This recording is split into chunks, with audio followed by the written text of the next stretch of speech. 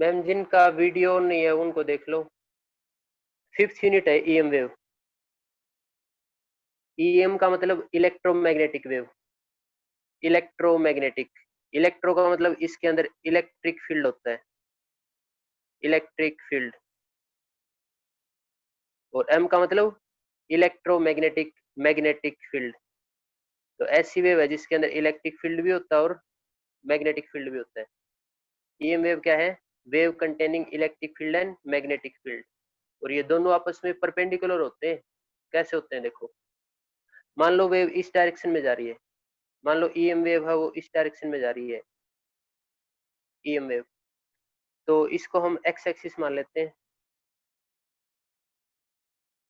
ये Y axis और ये जेड एक्सिस, इस तरह से ले लेते हैं। अगर ईएम वेव इस डायरेक्शन में प्रोपेगेट कर रही है तो वाई डायरेक्शन है इस एक्सिस में इलेक्ट्रिक फील्ड मान लो, वाई डायरेक्शन के एक्सिस में इलेक्ट्रिक फील्ड, और जेड डायरेक्शन है ना इस डायरेक्शन में मैग्नेटिक फील्ड मान लो। तो ईएम वेव अगर इस डायरेक्शन में प्रोपेगेट कर रही है तो इसके अंदर इलेक्ट्रिक फील्ड है वो वाई डायरेक्शन में होगा और मैग्नेटिक फील्ड जेड डायरेक्शन में, या फिर उल्टा भी हो सकता है, इलेक्ट्रिक फील्ड को इधर ले लो, मैग्नेटिक फील्ड को इधर ले सकते हैं। ठीक है ना। तो इसमें हमारे ये समझ में आया कि ईएम वेव की डायरेक्शन ऑफ प्रोपेगेशन है ना, वो डायरेक्शन ऑफ प्रोपेगेशन भी इन दोनों के परपेंडिकुलर है। ईएम वेव की डायरेक्शन ऑफ प्रोपेगेशन है वो भी इन दोनों के परपेंडिकुलर है। What is EM wave? EM wave is an wave containing electric field and magnetic field perpendicular to each other and also perpendicular to the direction of propagation। कि direction of propagation है ना इसके perpendicular होते हैं ये दोनों। ठीक है। अब इसका अगर हम डायग्राम बनाएंगे ना तो डायग्राम इस तरह से बन जाएगा। कई बार यही पूछ लेते हैं 1-2 नंबर में, रिप्रेजेंट ईएम वेव। तो मैंने इस तरह से बताया कि अगर ईएम वेव की डायरेक्शन ये है, प्रोपेगेशन की डायरेक्शन अगर ये है, यहाँ पे इस डायरेक्शन में हमने इलेक्ट्रिक फील्ड लिया था तो वाई डायरेक्शन में हम इलेक्ट्रिक फील्ड ले लेते हैं और जेड डायरेक्शन में मैग्नेटिक फील्ड, इस तरह से ले लिया। तो यहाँ पे मैग्नेटिक फील्ड और यहाँ पे इलेक्ट्रिक फील्ड, और ये वेक्टर क्वांटिटी है, एरो लगाएंगे इनके ऊपर, वेक्टर क्वांटिटी। तो देखो इलेक्ट्रिक फील्ड ओनली इसी डायरेक्शन में ऑसिलेट करेगा। ये कौन सी डायरेक्शन है? Y direction. तो इलेक्ट्रिक फील्ड इसी डायरेक्शन में ऑसिलेट करेगा। ये वेव है तो इस तरह से, इस तरह से। तो एक बार ऊपर जाएगा, फिर नीचे, फिर ऊपर और फिर नीचे। तो इलेक्ट्रिक फील्ड की ऑसिलेशन तो इस तरह से होगी इसके अंदर। अब मैग्नेटिक फील्ड है तो जेड एक्सिस के अलॉन्ग जाएगा, ऐसे ऑसिलेट करेगा। वाई एक्सिस तो ऐसे थी ना, तो ऐसे ऑसिलेट कर रहा था, एक बार ऊपर एक बार नीचे, फिर ऊपर फिर नीचे। जेड एक्सिस तो इधर है, इसके परपेंडिकुलर है और इसके परपेंडिकुलर, तो जेड एक्सिस तो ये है। तो मैग्नेटिक फील्ड है वो जेड एक्सिस के अलॉन्ग है, तो इस तरह से ऑसिलेट करेगा जेड एक्सिस के अलॉन्ग। एक बार तो इधर जाएगा और एक बार इधर, ऐसे तो जाएगा, एक बार इधर एक बार इधर, फिर एक बार इधर और फिर एक बार इधर, ऐसे ऑसिलेट करेगा। तो ये मैग्नेटिक फील्ड है। तो मैग्नेटिक फील्ड है तो इसका भी एनवलप बना दो इसी तरह से, इसी तरह से हम इसका भी एनवलप बना देंगे। ये ईएम वेव की रिप्रेजेंटेशन होगी। वाई एक्सिस के लोग क्या है? Electric field. तो ये वाली लाइन और ये वाली लाइन ये इलेक्ट्रिक फील्ड को रिप्रेजेंट कर रही है, ऊपर जा रही है और फिर नीचे आ रही है, ये इलेक्ट्रिक फील्ड को रिप्रेजेंट करती है। जेड एक्सिस के लोग मैग्नेटिक फील्ड है ना, तो जेड एक्सिस देखो ये है, तो ये था जेड एक्सिस के लोग इधर भी और इधर भी, तो ये मैग्नेटिक फील्ड को रिप्रेजेंट कर रही है, मैग्नेटिक फील्ड को। This is representation of EM wave. What is EM wave? In EM wave electric field and magnetic field are oscillating perpendicular to each other, perpendicular to each other and also perpendicular to the direction of propagation of a EM wave। तो EM wave की propagation की direction और electric field और magnetic field तीनों आपस में mutually perpendicular होते हैं। ये दोनों ही परपेंडिकुलर हैं, ये दोनों ही परपेंडिकुलर हैं, ये भी परपेंडिकुलर है, सारे आपस में परपेंडिकुलर हैं। These are mutually perpendicular to each other. ठीक है, आगे पढ़ते हैं। आगे हम ये पढ़ेंगे, इसमें एक टर्म आता है डिस्प्लेसमेंट करंट। ये ईएम वेव कैसे बनती है, कहां से बनती है, आगे पढ़ेंगे, सारी चीजें पढ़ेंगे इसके बारे में। अब स्टार्ट करते हैं डिस्प्लेसमेंट करंट।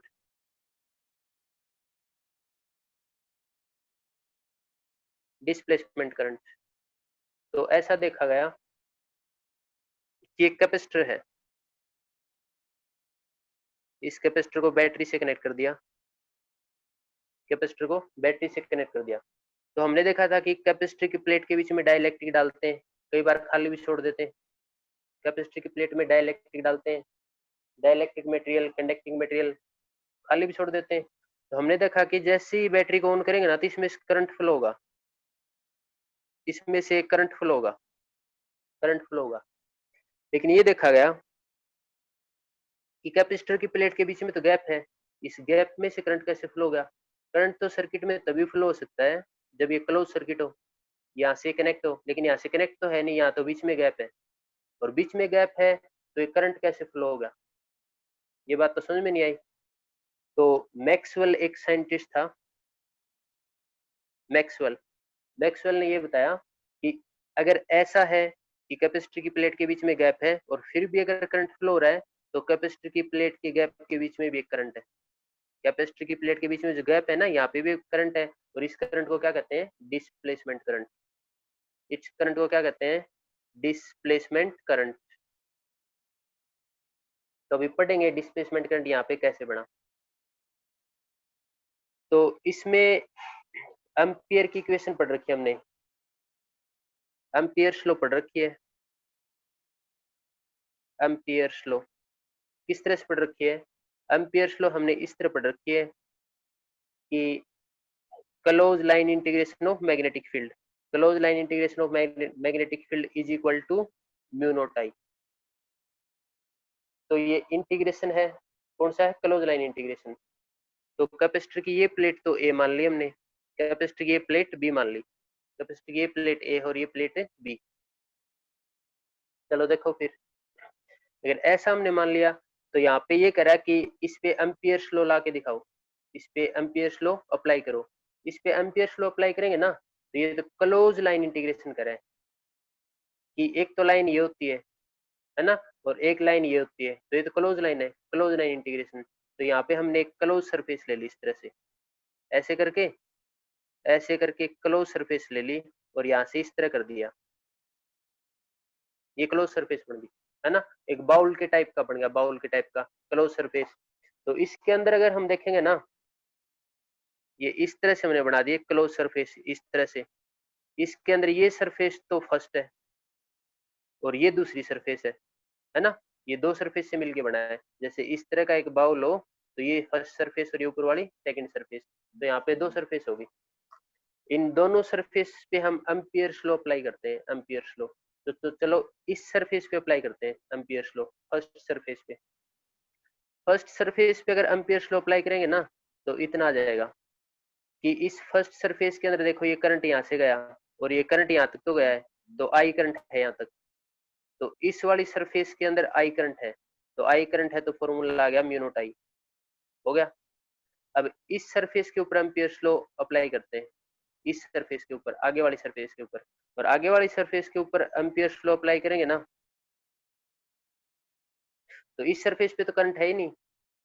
डिस्प्लेसमेंट करंट का तो बाद में समझ में आया था, उससे पहले हम देखेंगे एम्पियर लॉ के अकॉर्डिंग तो यहाँ पे तो करंट है ही नहीं, और यहाँ पे करंट नहीं है तो यहाँ पे करंट को जीरो पुट कर दो, तो यहाँ पे करंट को जीरो पुट कर दिया, यहाँ पे करंट को जीरो पुट कर दिया। तो देखो इसी सर्किट के अंदर, इसी सर्किट के अंदर एक पार्ट पे तो एम्पियर लॉ वैलिड है और एक पार्ट पे तो एम्पियर लॉ का रिजल्ट कुछ और ही आया, बल्कि सर्किट में करंट तो ये फ्लो कर रहा है, ये करंट फ्लो कर रहा है। यहाँ पे देखा तो एम्पियर लॉ वैलिड है और यहाँ पे देखा तो एम्पियर लॉ वैलिड नहीं है ना। तो इसका मतलब ये तो कंट्राडिक्शन आ गया, एम्पियर लॉ में कंट्राडिक्शन आ गया, और कंट्राडिक्शन आ गया तो फिर बात समझ में आई कि यहाँ पे कोई दूसरा करंट है, ताकि एम्पियर लॉ हर जगह हम अप्लाई कर सकें। तो यहाँ पे कोई दूसरा करंट है, और दूसरा करंट कौन सा है? Displacement current. तो इसलिए हमारे समझ में आया कि इस सर्किट के अंदर ओनली ये वाला करंट नहीं है, यहाँ पे एक अलग से भी करंट है। तो चलो देखते हैं फिर। तो हमारे समझ में ये आया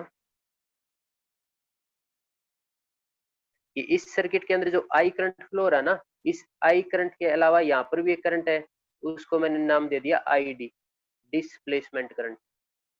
तो पहले जो हम, जो वायर में फ्लो कर रहा था ना, पहले से वायर में फ्लो कर रहा था, इसको कंडक्शन करंट कहते हैं, कंडक्शन करंट। और इस गैप में हम कोई भी करंट नहीं बताते थे, लेकिन बाद में एम्पियर लॉ में कंट्राडिक्शन आया तो हमारे समझ में आया कि यहाँ पर भी एक करंट है। कौन सा करंट है? Displacement current.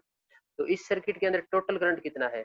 इस सर्किट के अंदर टोटल करंट, तो इस सर्किट के अंदर जो टोटल करंट है ना वो ये होगा कंडक्शन करंट प्लस में डिस्प्लेसमेंट करंट। तो इस सर्किट के अंदर टोटल करंट है आईसी प्लस में आईडी। अब डिस्प्लेसमेंट करंट का फॉर्मूला क्या हुआ, आगे ड्राइव करेंगे। तो इस सर्किट के अंदर टोटल करंट है IC plus ID, What is IC? This is conduction current flowing in wire. What is ID? Displacement current in between plates of a capacitor. Capacitor की प्लेट के बीच में होता है डिस्प्लेसमेंट करंट, ठीक है। अब एम्पियर्स लॉ बनाएंगे हम, और अब एम्पियर्स लॉ बनाएंगे ना, तो एम्पियर्स लॉ तो ये थी, B dot D L is equal to mu naught I, और आई कितना है, आई सी प्लस आई डी। अगर हम डिस्प्लेसमेंट करंट को इसमें इंक्लूड करेंगे तो इस आई की जगह ये लिखेंगे पूरा, तो आई की जगह ये लिखेंगे आई सी प्लस में आई डी।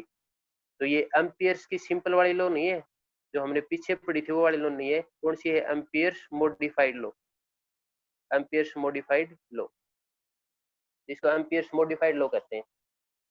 या फिर एम्पियर्स की लॉ मॉडिफाई कर दी, और किसने कर दी, किसने की थी लॉ मॉडिफाई, मैक्सवेल ने बताया था कि यहाँ पे डिस्प्लेसमेंट करंट है,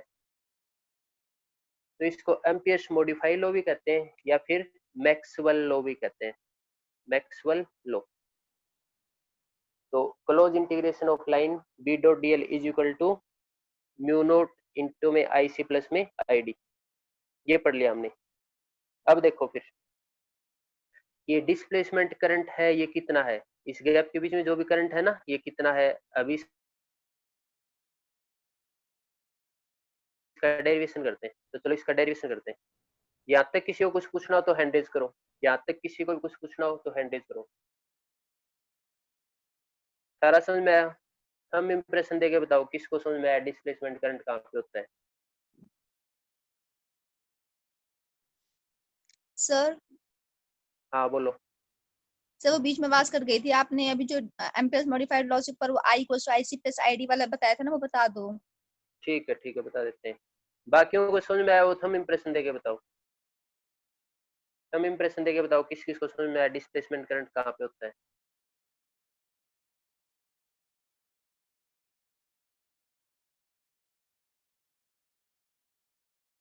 राखी को समझ में आ गया, बाकी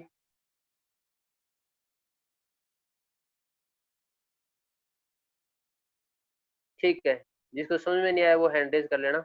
ठीक है बता देता हूँ एक है, देखो हमने ये देखा कि स्टार्टिंग में हम एम्पियर्स लॉ अप्लाई कर रहे थे ना, तो इतना कर रहे थे B dot D is equal to mu naught I, I simple current लेते थे, वो करंट हम ये वाला करंट लेते थे। बाद में हमें पता लगा कि कैपेसिटर से अगर ये सर्किट कनेक्ट करते हैं ना, तो कैपेसिटर में से भी करंट फ्लो करता है, हमें ऐसे पता लगा। तो कैपेसिटर में से भी अगर करंट फ्लो करता है ना, इसका मतलब यहाँ पे बीच में गैप है, और गैप में तो करंट तभी फ्लो कर सकता है जब वायर से कनेक्ट हो, लेकिन वायर से कनेक्ट नहीं है फिर भी करंट फ्लो कर रहा है, तो इससे अलग टाइप का एक करंट है, इससे एक अलग टाइप का करंट है, उसको नाम दे दिया डिस्प्लेसमेंट करंट। तो इस सर्किट में टोटल करंट कितना होगा, एक करंट तो होगा वायर के अंदर और एक करंट होगा इन गैप के बीच में, है ना। तो इसके अंदर दो करंट हो गए, वायर में होता है इसको कंडक्शन करंट कहते हैं, इसको डिस्प्लेसमेंट करंट। तो इस सर्किट के अंदर टोटल करंट होगा आई सी प्लस में आई डी। तो मॉडिफाइड एम्पियर्स लो ये होगी, B dot D l equal to mu naught I था ना, और आई का मतलब टोटल करंट है आई सी प्लस में आई डी, तो आई सी प्लस में आई डी। तो इसी को एम्पियर्स मॉडिफाइड लॉ या फिर मैक्सवेल लॉ कहते हैं, ठीक है। ठीक है, तब देखो ये डिस्प्लेसमेंट करंट है ना, इसका डेरिवेशन करेंगे, क्या फॉर्मूला है, कहाँ से आया डिस्प्लेसमेंट करंट। देखो तो जैसा कि हमें पता है करंट होता है D Q by D T, पता ना, करंट होता है rate of change of charge या फिर rate of flow of charge, D Q by D T.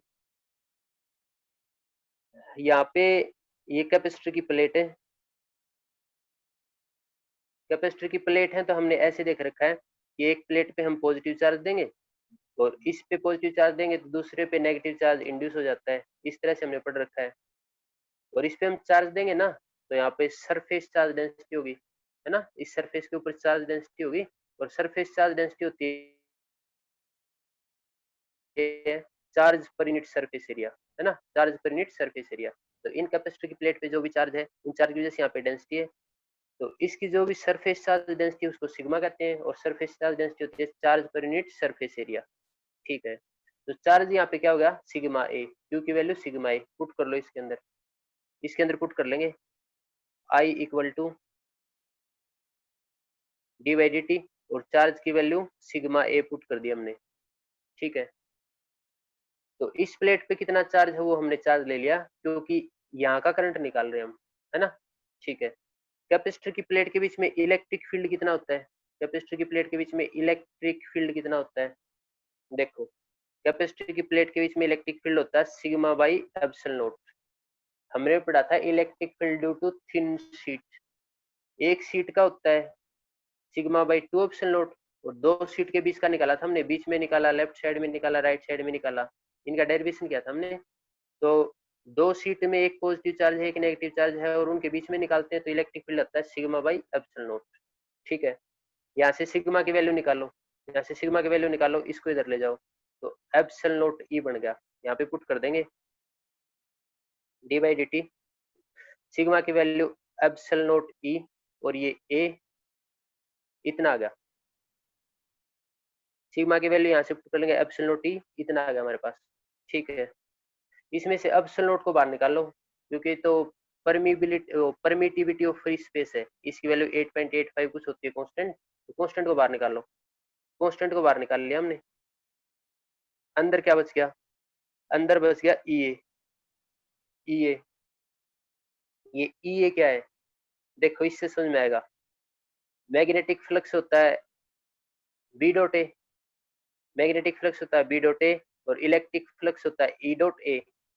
Flux का फॉर्मूला हमने पढ़ा था ना पहले, D phi is equal to E dot D S, D phi is equal to E dot D S, D S ये surface area ही तो है, और यहाँ पे सरफेस एरिया को हमने ए से रिप्रेजेंट कर दिया, तो टोटल फ्लक्स लेंगे तो टोटल एरिया, तो ई ए की जगह हम इलेक्ट्रिक फ्लक्स लिख सकते हैं, ई ए की जगह इलेक्ट्रिक फ्लक्स। ठीक है, तो ये आ गया एप्सिलॉन नॉट और डी बाई डी टी, और ये क्या है, ये इलेक्ट्रिक फ्लक्स है, फ्लक्स के नीचे ई लगा दिया, ई का मतलब इलेक्ट्रिक फ्लक्स, ये मैग्नेटिक फ्लक्स है ना तो इसके नीचे बी लगा सकते हैं। ठीक है, तो हमारे पास ये आ गया, और ये कौन सा करंट निकाला हमने, हमने सारी चीजें यहाँ के लिए हैं, इन प्लेट का चार्ज लिया है, इन प्लेट के बीच का इलेक्ट्रिक फील्ड लिया है, तो इन प्लेट के बीच का करंट आ गया, और इन प्लेट के बीच का अगर करंट आ गया तो इसी को कहते हैं डिस्प्लेसमेंट करंट, तो ये है डिस्प्लेसमेंट करंट। दोबारा लिख के बता देता हूँ, I D is equal to epsilon naught D phi E by D T, तो हम ऐसे कह सकते हैं कि डिस्प्लेसमेंट करंट किसके इक्वल है, एप्सिलॉन नॉट, ये तो कांस्टेंट है, और ये rate of change of electric flux, D by D T rate of change तो होता है, और किसका चेंज हो रहा है रेट, इलेक्ट्रिक फ्लक्स का। तो डिस्प्लेसमेंट करंट कब बनता है, किससे बना है, ओरिजिन क्या है, what is origin of displacement current, कहां से बना है, displacement current is produced due to rate of change of electric flux, ये इलेक्ट्रिक फ्लक्स ही तो है, तो इसके रेट ऑफ चेंज होने की वजह से डिस्प्लेसमेंट करंट बना है। ठीक है, तो what is displacement current, it is produced due to rate of change of electric flux. किसी को कुछ पूछना हो तो बताओ डिस्प्लेसमेंट करंट में से, ये है डिस्प्लेसमेंट करंट, हैंड रेज कर सकता है जिसको भी पूछना हो। वीडियो ऑन नहीं है वैभव, वीडियो ऑन होगा तो ही पूछ सकते हो, नहीं तो नहीं।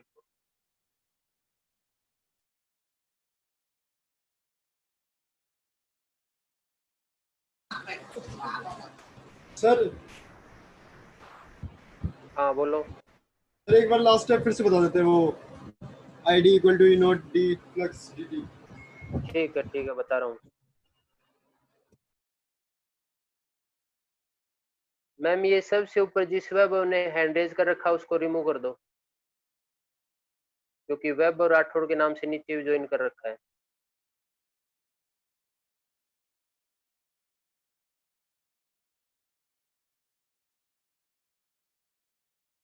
ठीक है, देखो दोबारा से डेरिवेशन करते हैं, करंट होता है D Q by D T, है ना, और करंट होता है D Q by D T, और चार्ज हमने यहाँ से निकाल लिया, सरफेस चार्ज डेंसिटी होती है charge per unit surface area, तो चार्ज यहाँ से निकाल लिया सिग्मा ए, तो चार्ज की वैल्यू लिख दी सिग्मा ए। फिर हमने इलेक्ट्रिक फील्ड लिया, इलेक्ट्रिक फील्ड दो प्लेट के बीच में होता है सिग्मा बाई एप्सिलॉन नॉट, तो सिग्मा की वैल्यू यहाँ से आ गई एप्सिलॉन नॉट ई, तो इस सिग्मा की वैल्यू लिख ली एप्सिलॉन नॉट ई, यहाँ से कांस्टेंट एप्सिलॉन नॉट बाहर निकाल लो, इसको बाहर निकाल लिया, अंदर बच गया ई ए, और ई डॉट ए होता है इलेक्ट्रिक फ्लक्स, ए का मतलब surface area, B dot D S magnetic flux, E dot D S electric flux. तो ये इलेक्ट्रिक फ्लक्स है, इसको फाई ई से रिप्रेजेंट कर दिया। तो हमारे समझ में आया कि डिस्प्लेसमेंट करंट है वो rate of change of electric flux के इक्वल है, कि जब भी इलेक्ट्रिक फ्लक्स चेंज होगा तभी डिस्प्लेसमेंट करंट बनेगा, ठीक है ना। तो डिस्प्लेसमेंट करंट कब बनेगा, जब भी इलेक्ट्रिक फ्लक्स में चेंज होगा तभी बनेगा। Displacement current is produced due to rate of change of electric flux. कुछ पूछना है तो बताओ, नहीं पूछना तो देखो, मैक्सवेल की जो मॉडिफाइड लॉ थी ना बी डॉट डी एल, देखो ये थी B dot D L is equal to mu naught I C plus I D. तो इसको हम लिख सकते हैं म्यू नॉट आई सी, और प्लस में आई डी था ना, तो आई डी लिख दो या फिर आई डी की वैल्यू लिख दो। ये रहा formula epsilon naught D phi E by D T. ये बन गई मैक्सवेल लॉ या फिर एम्पियर्स मॉडिफाइड लॉ। कोई हमसे ये पूछे, हमसे कई बार ये पूछ लेते हैं कि कंडक्शन करंट है और वो डिस्प्लेसमेंट करंट है वो इक्वल है या नहीं, कौन बताएगा इक्वल है या नहीं, हैंड रेज करके बताओ ये इक्वल है या फिर नहीं है, डिस्प्लेसमेंट करंट और कंडक्शन करंट। जो भी समझ में आया वो बताओ। हैंड रेज वही करेगा जिसका वीडियो क्लियर है। बताओ शिवा। सर सर वो इक्वल नहीं है सर, क्योंकि जो आईसी है वो तो सर्किट में से करंट है, और जो आईडी है वो डिस्प्लेसमेंट जो उन दो कॉइल्स के बीच में है, तो शायद वो दोनों का इक्वल नहीं होगा। मतलब उनका मैग्नीट्यूड पूछ रहे हैं, मैग्नीट्यूड इक्वल होगा या नहीं होगा। मैग्नीट्यूड तो सर इक्वल होगा। ठीक है ठीक है, रिया बताओ, रिया क्या बताना चाहती है। सर करंट एक चार्ज के फ्लो की वजह से हो रहा है और दूसरा फ्लक्स के चेंज होने की वजह से हो रहा है, बट सर मैग्नीट्यूड तो सेम ही होगा, मतलब कोज अलग अलग है but magnitude will be same, क्योंकि हमने ठीक है यही सर ठीक है, यही बात पूछना चाहता था, ये आंसर है। ठीक है ठीक। देखो हमने ये पढ़ा था जितना करंट यहाँ से गया उतना करंट वापस आया, है ना, उतना करंट वापस आया। फिर हमने देखा कि यहाँ पे गैप है, फिर करंट कहाँ से आया, तो अब हमने पढ़ लिया कि इस गैप में इलेक्ट्रिक फ्लक्स में चेंज हो रहा है, वो इलेक्ट्रिक फ्लक्स चेंज होने की वजह से यहाँ पे करंट बना। तो जितना करंट यहाँ से बाहर जाएगा उतना ही करंट अगर अंदर आएगा तो इसका मतलब ये दोनों करंट इक्वल है ना। तो कई बार एग्जाम में पूछते हैं कि दोनों करंट इक्वल है या नहीं, ये दोनों करंट इक्वल है। फिर पूछते हैं what is conduction current, current which flow through the wire, wire के थ्रू जो फ्लो होता है वो कंडक्शन करंट है। और डिस्प्लेसमेंट करंट क्या है, it is current produced in between plates of a capacitor due to rate of change of electric flux. ठीक, आगे पढ़ते हैं। नेक्स्ट हम ये पढ़ेंगे consequence of displacement current. Consequence का मतलब इनकी क्या एप्लीकेशन है, इनसे क्या फायदा हुआ, डिस्प्लेसमेंट करंट से क्या फायदा हुआ वो पढ़ेंगे। क्या पढ़ेंगे, consequence, consequences of A displacement current, ये पढ़ेंगे कि डिस्प्लेसमेंट करंट के पता लगने से क्या फायदा हुआ। देखो क्या फायदा हुआ, पहले तो हम ऐसे पढ़ रहे थे कि बी डॉट डी एल है वो म्यू नोट आई के इक्वल है, सीधा ऐसे ही कह रहे थे। लेकिन अब हम करें कि ऐसा नहीं है, ऐसा है आई सी प्लस आई डी, ठीक है ना। तो कॉन्सिक्वेंस ऑफ डिस्प्लेसमेंट करंट क्या है कि डिस्प्लेसमेंट करंट के पता लगने की वजह से जो मैग्नेटिक फील्ड के लॉ थे ना, ये मैग्नेटिक फील्ड का लॉ है, एम्पियर्स लॉ, ये मैग्नेटिक फील्ड के बारे में बताता है। तो मैग्नेटिक फील्ड का लॉ है, तो मैग्नेटिक फील्ड के लॉ वो सिमेट्रिक हो गए, सिमेट्रिक। पहले सिमेट्रिक नहीं थे, क्यों नहीं थे सिमेट्रिक, देखो हमने स्टार्टिंग में यहाँ पे समझा कि ये कैपेसिटर की एक प्लेट थी ना, ये भी कैपेसिटर की एक प्लेट थी, यहाँ पे एक क्लोज सरफेस ले ली, तो इसकी दो सरफेस बनी, एक तो ये कर्व्ड सरफेस वाली और ये आगे सर्कुलर वाली, दो सरफेस है। दोनों सरफेस पे हमने ये एम्पियर्स लॉ अप्लाई की। इस सरफेस पे देखते हैं तो यहाँ पे तो करंट है, लेकिन इस सरफेस पे कोई करंट नहीं है, तो एक का आंसर इतना आ गया और दूसरे का आंसर इतना आ गया। देखो एक सर्किट में एक बार तो आंसर इतना रहा, एक बार इतना, तो सेम नहीं आ रहा, तो सिमेट्रिक नहीं है, सिमेट्री नहीं है यहाँ पे। सिमेट्री किसकी हेल्प से आई, अगर हम अब हमें पता लगा कि यहाँ पे जीरो करंट नहीं है, जो हमने जीरो ले लिया था ना, अब हमें पता लगा कि यहाँ पे जीरो करंट नहीं है, कौन सा है, डिस्प्लेसमेंट करंट है, और ये दोनों इक्वल है, और ये दोनों इक्वल है, तो दोनों इक्वेशन सेम आएंगे, तो सिमेट्रिक आएंगी, सिमेट्री आएगी अब रिजल्ट में। तो डिस्प्लेसमेंट करंट की डिस्कवरी की वजह से डिस्प्लेसमेंट करंट की वजह से, हमें पता लगने की वजह से जो मैग्नेटिक फील्ड के लॉ है ना वो सिमेट्रिक हो गए। मैग्नेटिक फील्ड और इलेक्ट्रिक फील्ड के भी ऐसे कई लॉ हैं जिनमें इनका यूज होता है। तो मैग्नेटिक फील्ड के law of magnetic field and electric field become symmetric. ठीक है, दूसरा क्या पता लगा? दूसरा हमसे ये पता लगा कि कंडक्शन करंट के जो भी इफेक्ट होते हैं ना, कंडक्शन करंट जो भी इफेक्ट प्रोड्यूस करता है वही same effect displacement current produce करता है। कंडक्शन करंट जो भी इफेक्ट प्रोड्यूस करता है, जो भी इसकी वैल्यू है, वही same effect displacement current produce करता है, क्योंकि दोनों की वैल्यू तो सेम होती है ना, तो दोनों के इफेक्ट भी सेम होते हैं। ये इसके कॉन्सिक्वेंस हैं डिस्प्लेसमेंट करंट के। ठीक है, अब हम आगे पढ़ते हैं। आगे हम मैक्सवेल इक्वेशन पढ़ते हैं, क्योंकि मैक्सवेल ने ही बताया था ना डिस्प्लेसमेंट करंट की डिस्कवरी मैक्सवेल ने की थी। तो मैक्सवेल इक्वेशन पढ़ते हैं। तो मैक्सवेल ने 4 इक्वेशन दी थी, बस वो इक्वेशन याद रखनी है, उनके बारे में डीप स्टडी की कोई जरूरत नहीं है। मैक्सवेल ने 4 इक्वेशन दी थी और मोस्टली तुम्हें याद है क्योंकि हम पहले पढ़ चुके हैं। पहले पढ़ चुके हैं तो बताओ, ई डॉट डी एस किसका फॉर्मूला होता है? ये क्लोज इंटीग्रेशन है, क्लोज इंटीग्रेशन ई डॉट डी एस किसका फॉर्मूला, कौन बताएगा? हैंड रेज करो जिसको जो भी बताना चाहता है। अभी थोड़ी देर पहले डिस्कस किया था हमने, बताओ फिर, यस बताओ। Sir phi is equal to E dot D S. ठीक है, ठीक है, फाई का मतलब ये इलेक्ट्रिक फ्लक्स का फॉर्मूला है ना, इलेक्ट्रिक फ्लक्स का। ठीक है, और इलेक्ट्रिक फ्लक्स का एक दूसरा फॉर्मूला ही पढ़ा था हमने, Q by epsilon not. Goes theorem पढ़ी थी कि क्लोज सरफेस का इलेक्ट्रिक फ्लक्स है ना वो 1 upon epsilon not times the charge enclosed by surface. तो फ्लक्स का formula Q by epsilon not भी होता है और इलेक्ट्रिक फ्लक्स का फॉर्मूला ये होता है, close line integration of E dot D S. ठीक है, तो ये मैक्सवेल की फर्स्ट इक्वेशन है, किसके बारे में बताती है? इलेक्ट्रिक फील्ड के बारे में बताती है। ठीक है, दूसरी इक्वेशन बताओगे, बी डॉट डी एस, ये बताओ किसके इक्वल होती है? ऊपर वाली से पता ही लग जाएगा ये तो, सेम ये इलेक्ट्रिक फ्लक्स था तो ये मैग्नेटिक फ्लक्स, आगे ना समझ में?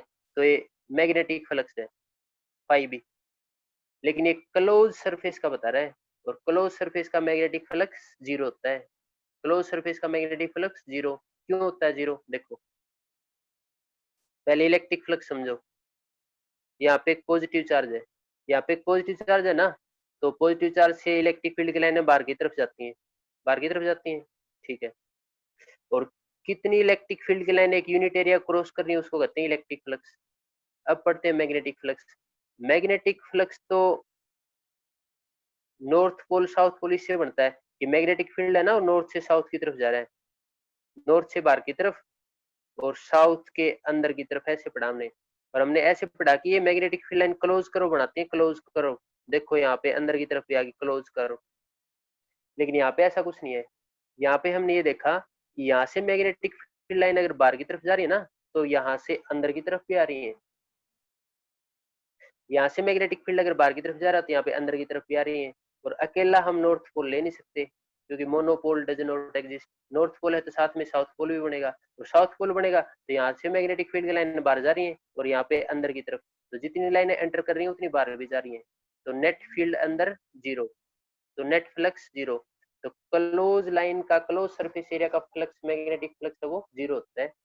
इलेक्ट्रिक फ्लक्स क्लोज का जीरो क्यों नहीं होता? यहाँ पे क्लोज लेके देख लो, पॉजिटिव चार्ज है तो कोई जरूरी नहीं है लाइनें अंदर आएंगी, पॉजिटिव चार्ज से सारी लाइन बाहर की तरफ ही जाती हैं, और बाहर की तरफ जाती हैं तो ऐसा कुछ नहीं है कि जितनी अंदर आ रही है उतनी बाहर जा रही है, ओनली बाहर की तरफ जा रही है। लेकिन यहाँ पे देखेंगे ना तो जितनी बाहर जाएंगे उतनी अंदर भी आएंगी, है ना, क्योंकि यहाँ पे दोनों पोल एक साथ होते हैं। यहाँ पे साथ में नेगेटिव चार्ज होना कोई जरूरी नहीं है, अकेले पॉजिटिव चार्ज की वजह से इलेक्ट्रिक फील्ड बनता है, ठीक है ना, बाहर की तरफ बनता है, हमने देखा था। नेगेटिव चार्ज अंदर की तरफ बनता है ना, तो इसलिए close surface integration of magnetic field is zero आएगा। ये मैक्सवेल सेकंड इक्वेशन है, और ये इक्वेशन हमें साथ के साथ ये भी बताती है कि मोनोपोल डज नॉट एग्जिस्ट। इसी से तो हमने समझा ये कि सिंगल नॉर्थ पोल या साउथ पोल एग्जिस्ट नहीं करता, अगर नॉर्थ पोल है तो साथ में साउथ पोल अपने आप बनेगा।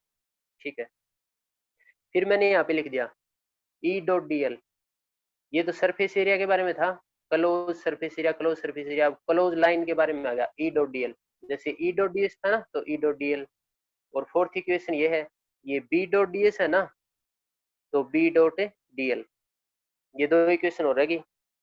तो देखो E डॉट dl तो इसके इक्वल होता है minus D phi B by D T, minus D phi B by D T, और E डॉट dl इसके इक्वल होता है B डॉट dl इसके इक्वल होता है, ये B डॉट dl तो हमने थोड़ी देर पहले ही पढ़ा था, देखो ये रहा B डॉट dl इसके इक्वल होता है इसके, ठीक है। अभी 3 मिनट रहते हैं, उसके बाद सारे फिर दोबारा ज्वाइन करेंगे।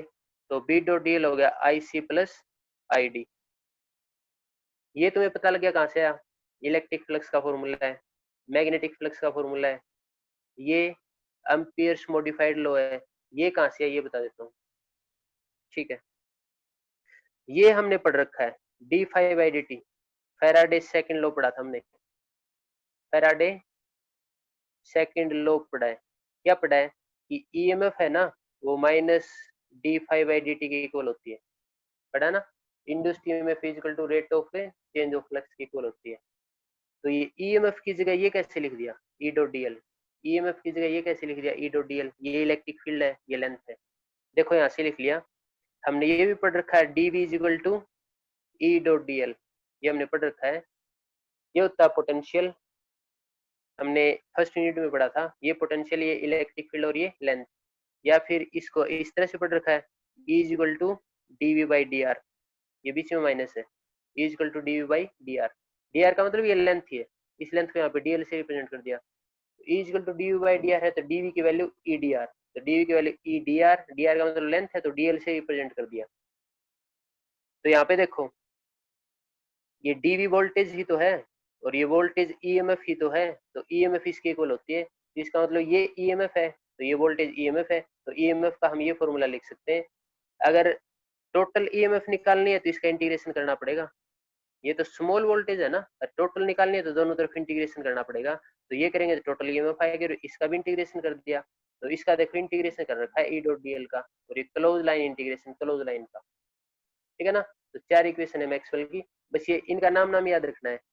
ये है Maxwell equation of electric field, ये मैग्नेटिक फील्ड, ये इलेक्ट्रिक फील्ड की है, ये क्लोज सरफेस पे अप्लाई होंगी, ये क्लोज लाइन पे। ये मैक्सवेल मॉडिफाइड लॉ है, एम्पियर्स मॉडिफाइड लॉ या फिर मैक्सवेल लॉ। ये है फैराडे की लॉ है, Faraday law of electromagnetic induction, है ना, फैराडे ने दी थी, और इलेक्ट्रिसिटी की है ना तो इलेक्ट्रोमैग्नेटिक इंडक्शन, ठीक है।